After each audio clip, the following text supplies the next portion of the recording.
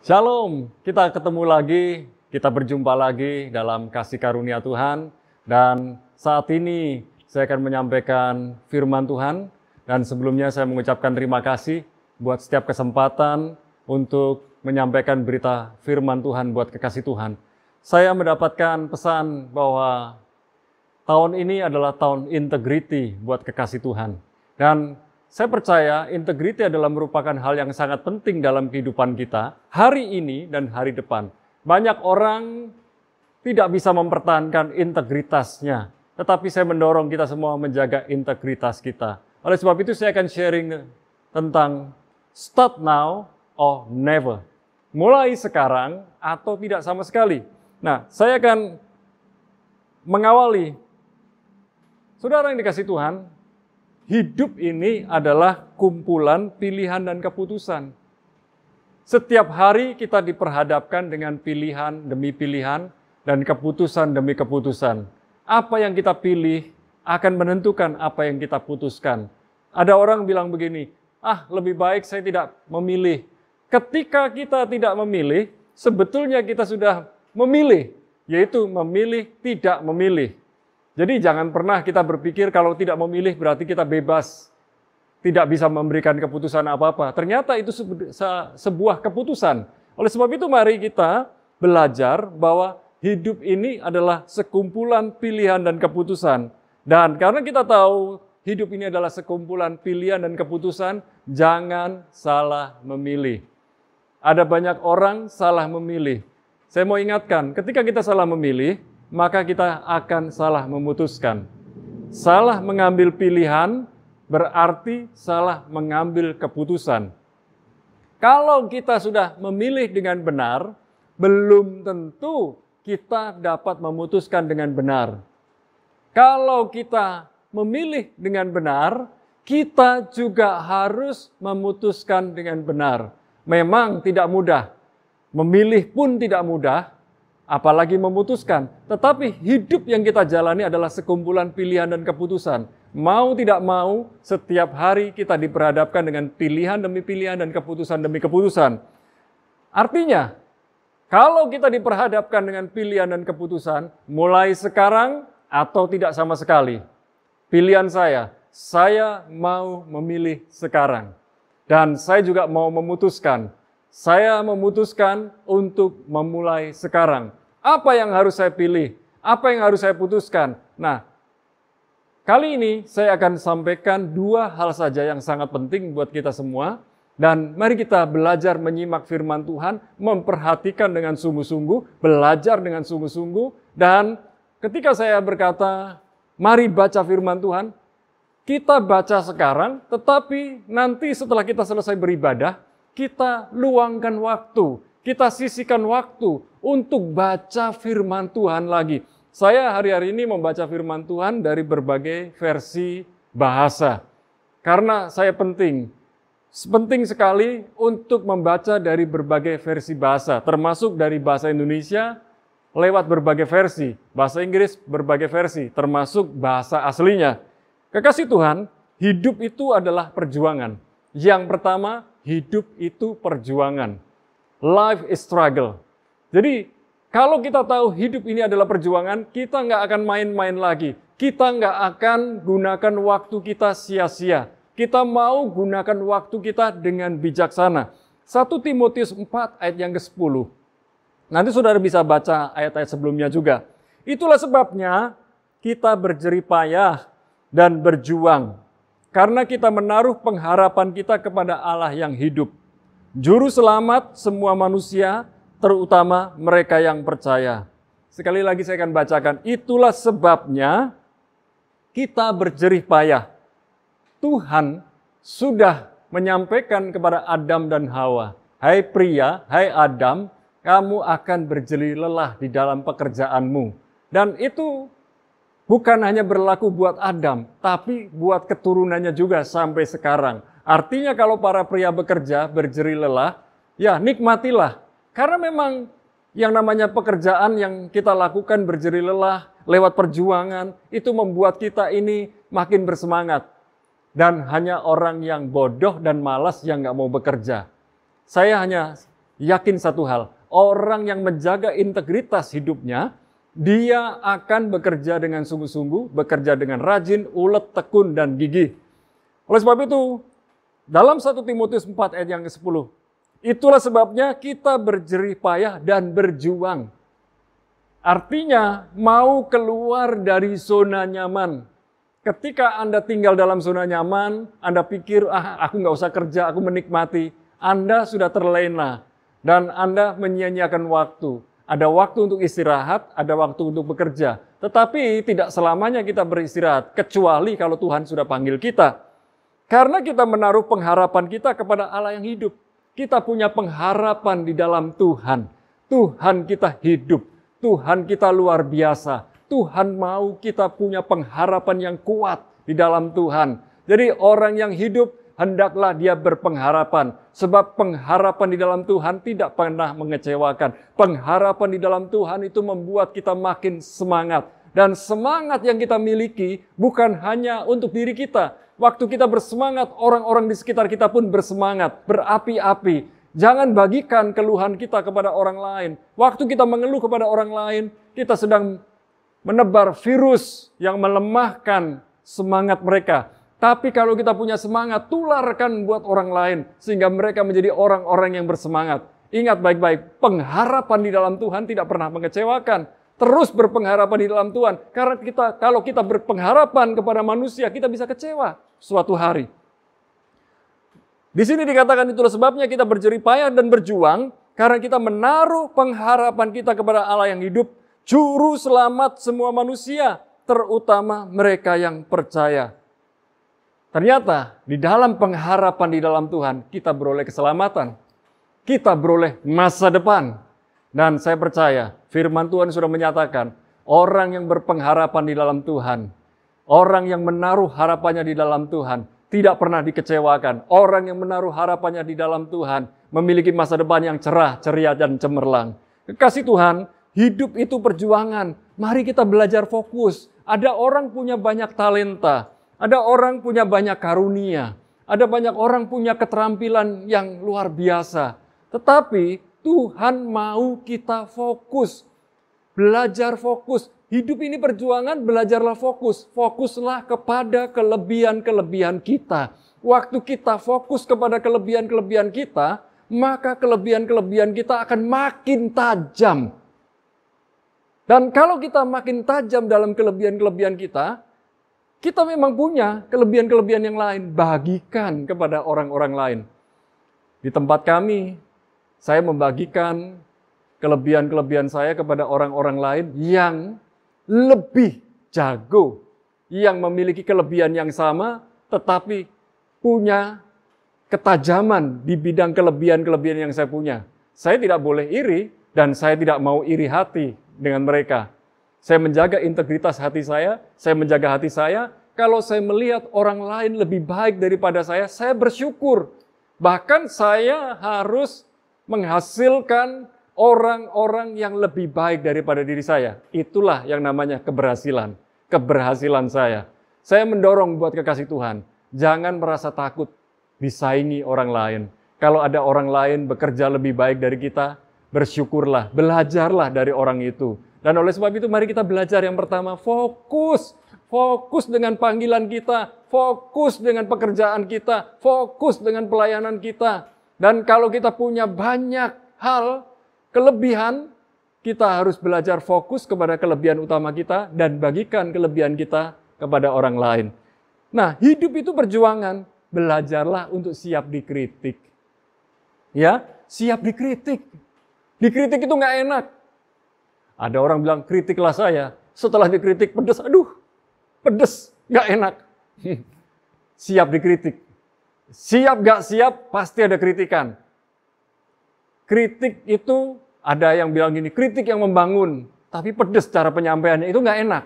Tapi bagaimanapun juga, siaplah dikritik. Dan kekasih Tuhan, hidup itu perjuangan. Kalau kita ini belajar fokus, sudah siap dikritik, juga belajar siap berubah. Jangan bilang, saya siap dikritik, mari kritik saya, kritik. Oh, kalau dikritik, kita siap, berarti kita menyiapkan diri untuk berubah. Karena orang yang tidak mau berubah, itu diawali tidak mau dikritik. Orang yang tidak mau dikritik karena dia nggak fokus, dia mau hidupnya sembarangan seenaknya. Sampai hari ini saya siap untuk dikritik. Sampai hari ini saya siap untuk dinasehati. Karena kalau saya dikritik, berarti saya diperhatikan. Kalau saya dinasehati, berarti saya diperhatikan. Kalau saya diperhatikan, berarti saya disayang. Disayang Tuhan. Dan lewat kritikan itu saya harus berubah. Hidup itu perjuangan. Saudara, karena hidup ini perjuangan, kita juga mau belajar mengupgrade diri. Ya, belajar terus. Orang yang belajar adalah tandanya dia hidup. Selama orang hidup, dia akan terus belajar. Belajar membenahi diri sendiri, belajar ilmu-ilmu yang baru, belajar mengupgrade diri, karena diri kita yang hari ini perlu diperbarui. Dan saya mau ingatkan buat kekasih Tuhan, hari-hari mendatang adalah eranya online. Kalau Anda berbisnis, jangan hanya berbisnis secara toko yang biasa, toko yang kelihatan mata. Tetapi sekarang ada banyak toko online. Dan bukan itu saja, kalau Anda guru, Anda dulu mengajar di kelas, sekarang saudara juga bisa mengajar di kelas secara online. Semuanya akan banyak berubah. Dan lewat pandemi COVID-19, banyak orang mengeluh, banyak orang marah. Tapi kita harus banyak belajar bersyukur. Karena lewat pandemi COVID-19, kita bisa mengupgrade diri. Lewat YouTube, lewat platform-platform digital yang lain, termasuk Zoom. Banyak guru-guru bisa mengajar lewat Zoom. Oleh sebab itu, kalau guru nggak bisa Zoom, tentu saja mereka nggak bisa mengajar. Kita perlu mengupgrade diri, perlu belajar teknologi. Karena hari-hari mendatang yang namanya mobil berbahan bakar fosil akan berpindah menjadi berbahan bakar listrik. Semuanya berubah. Dulu SDM-nya semuanya manusia mulai berubah kepada komputer, kemudian kepada robot. Bagaimana manusianya? Apakah nganggur? Tidak, karena manusianya mengupgrade diri, tetap bisa bekerja. Oleh sebab itu, mulailah belajar, berubah, mengupgrade diri, membekali diri. Dan karena kita tahu hidup itu perjuangan, jangan mau menyerah. Jangan menyerah dengan keadaan. Apalagi bilang, memang nasibku seperti ini. Ya, aku pasrah. Ingat, di dalam Tuhan tidak ada kamus pasrah. Pasrah itu menyerah. Menyerah itu pasif. Yang Tuhan mau dari hidup kita bukan menyerah, tetapi belajar berserah kepada Tuhan. Berserah kepada Tuhan adalah tindakan aktif dari kita. Karena kita menyadari, waktu kita berserah, kita percaya kepada Tuhan. Kita berserah kepada Tuhan, kita mempercayakan hidup kita kepada Tuhan. Tuhan yang menciptakan kita, Tuhan yang memelihara kita, Tuhan yang melindungi kita, Tuhan yang memberkati kita, Tuhan yang menyediakan segala yang terbaik buat kita. Ingat, Tuhan tidak pernah berniat jahat kepada kita. Tuhan mau melakukan yang terbaik lagi. Dan oleh sebab itu, kalaupun kita pernah gagal, mari kita belajar, mau memulai lagi. Start again. Oleh sebab itu tadi, dalam judulnya saya bilang, start now or never. Artinya belajar, memulai sekarang atau tidak sama sekali. Kata orang yang tidak mau belajar, tidak mau berubah, ya sudahlah begini. Begini aja aku hidup kok. Iya, begini memang hidup. Tetapi bukan hidup yang Tuhan mau. Kita bertanggung jawab loh sama Tuhan dengan kehidupan yang kita miliki. Kita bertanggung jawab untuk mengelolanya, mengeksplornya, menggalinya, bahkan membagikan hidup kita kepada orang lain. Sehingga orang lain ini bisa melihat hidup kita. Mereka melihat Tuhan ada dalam hidup kita. Mereka terinspirasi, mereka termotivasi, mereka benar-benar bersemangat melihat hidup kita, dan mereka benar-benar ingin memiliki gairah, memiliki semangat untuk berubah. Hidup itu perjuangan, saudara. Bangun dan bangkitlah dari kegagalan dan penyesalan. Kemudian mulailah lagi. Ada banyak orang bangun, sudah bangkit, tapi dia gagal lagi. Sudah bangun, sudah bangkit, gagal lagi. Berkali-kali. Bangun, bangkit, gagal. Akhirnya menyesal. Sayangnya, itu titik. Tetapi yang Tuhan mau, bangun, bangkit, kemudian sekalipun kita pernah gagal, kita pernah menyesal, tapi mulai lagi. Tuhan mau saudara memulai lagi. Start again. Jangan malu, sekalipun harus memulai lagi. Karena orang yang memulai lagi berarti percaya Tuhan menyediakan kehidupan yang baru. Tuhan menyediakan pertolongan yang baru. Tuhan menyediakan jalan yang baru. Yang pertama, hidup adalah perjuangan. Yang kedua, jaga hati. Amsal 4 ayat 23 dan 24. Jagalah hatimu dengan segala kewaspadaan, karena dari situlah terpancar kehidupan. Buanglah mulut serong daripadamu, dan jauhkanlah bibir yang dolak-dalik daripadamu. Amsal 4 ayat 23 dan 24. Sering kita membaca Amsal 4 ayat 23, tetapi saya sambung ayat 24. Karena di dalam Amsal pasal yang keempat ini, kalau tadi 1 Timotius 4 ayat 10, saudara nanti baca ayat-ayat sebelumnya. Itu penting sekali. Karena waktu kita baca firman Tuhan, baca ayat di atasnya dan di bawahnya, membuat kita ini makin bergairah.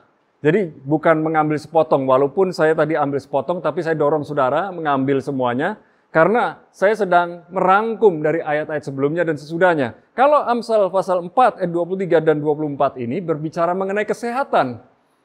Kesehatan itu dimulai dari menjaga hati. Kalau hati kita bersih, kalau hati kita murni, kalau hati kita ini lurus, kita menjaga hidup yang penuh dengan integritas, maka kita tidak mudah sakit-sakitan.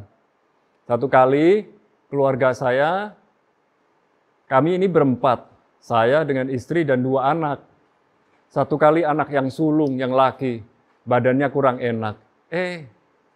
Gak lama kemudian adiknya yang putri juga ikut badannya kurang enak. Gak lama kemudian istri saya badannya gak enak. Pilihan saya cuma satu, saya mau sehat. Saya harus jaga hati saya, jaga kesehatan saya harus cukup istirahat, saya cukup makan, dan saya mendorong mereka. Kalian pasti sembuh, kalian pasti sehat. Dan ternyata ketika mereka bertiga bergantian dan berurutan dan bersamaan sakit, saya masih sehat. Ketika saya mendorong mereka, mendoakan mereka, menguatkan mereka, mereka mengalami kesembuhan dan saya tetap tidak sakit. Dan hari-hari ini saya bersyukur. Bukan berarti saya jarang sakit kemudian wah sakti, bukan begitu. Kuncinya sederhana, jaga hati, cukup istirahat, cukup makan. Makanya saya sering kali ngomong dengan teman-teman, dengan saudara-saudara, cukup istirahat ya, cukup makan ya. Ya kalau saya tiba-tiba batuk sedikit, ya karena mungkin kurang minum air. Ketika saya batuk sedikit, gak lama, karena saya terlalu semangat bernyanyi. Dan saudara yang dikasih Tuhan, kuncinya di sini, Amsal 4 ayat 23 dan 24. Jagalah hatimu dengan segala kewaspadaan. Jagalah hatimu dengan sungguh-sungguh. Jagalah hatimu dengan penuh perhatian. Karena dari situlah terpancar kehidupanmu. Kalau hati kita bersih, yang keluar dari pikiran kita, perkataan kita, tindakan kita, kebiasaan kita sehari-hari akan bersih. Dari hati mengalir ke pikiran, dari pikiran ke perkataan, dari perkataan kepada tindakan. Tindakan yang diulang-ulang menjadi kebiasaan, dan kebiasaan yang diulang-ulang akhirnya menjadi budaya. Kalau mau memiliki budaya yang benar, miliki hati yang benar. Tidak mungkin sesuatu terjadi tiba-tiba. Kita harus jaga hati dulu. Jaga hati yang benar, jaga hati yang baik. Kalau hati kita kotor, pikiran kita kotor, perkataan kita kotor, tindakan kita kotor. Dan kalau tindakan kita kotor, akan menghasilkan kebiasaan-kebiasaan yang kotor, akhirnya budayanya kotor. Ada orang kalau lagi makan, mesti ada sendok dan garpu, dan harus cuci tangan, kemudian berdoa dulu. Dan ketika selesai makan, bersih piringnya, nggak ada sisa-sisa, lalu garpu dan sendok disilangkan. Seisi rumahnya demikian pula. Karena orang yang memiliki budaya yang bagus akan menularkan budaya yang bagus. Tapi kalau kita kumpul dengan orang yang punya budaya yang buruk, itu akan menghasilkan budaya yang buruk buat orang-orang di sekitar kita. Termasuk diri kita pun akan tertular. Oleh sebab itu jagalah hatimu dengan segala kewaspadaan, karena dari situlah terpancar kehidupan. Buanglah mulut serong daripadamu, dan jauhkanlah bibir yang dolak-dalik daripadamu. Dari hati, pikiran, keperkataan. Jangan sampai mulut kita serong. Artinya, perkataan kita tidak memperkatakan kebenaran. Perkataan kita tidak menyatakan kebaikan, tetapi menyatakan hal-hal yang jahat, dusta, gosip, dan lain sebagainya. Kekasih Tuhan, dengan menjaga hati, kita juga belajar untuk tidak iri hati. Orang yang tidak iri hati, bersyukur, berbahagia ketika melihat orang lain diberkati. Bersyukur, berbahagia melihat kelebihan-kelebihan orang lain. Bersyukur, berbahagia melihat orang lain itu sukses. Dan ukuran sukses itu bukan money. Ukuran sukses itu berarti rumah tangganya diberkati, rukun, damai, dan mereka sama-sama bisa menikmati family time. Hari-hari ini, di tengah-tengah pandemi, lihatlah kesempatan untuk family time. Dulu kita ini boro-boro family time, ngomongnya quality time. Quality time, 1 jam ya, seminggu 1 jam kumpul dengan keluarga. Tapi dikit-dikit lihat jam, dikit-dikit lihat jam, dikit-dikit lihat HP. Kalau kita punya family time di tengah kesibukan, yang katanya quality time, ya betul-betul HP-nya ditaruh, ngobrol dengan keluarga, walaupun 1 jam. Tapi nggak dikit-dikit lihat jam. Benar-benar sisihkan waktu. Nah sekarang kita tahu, kita punya banyak waktu.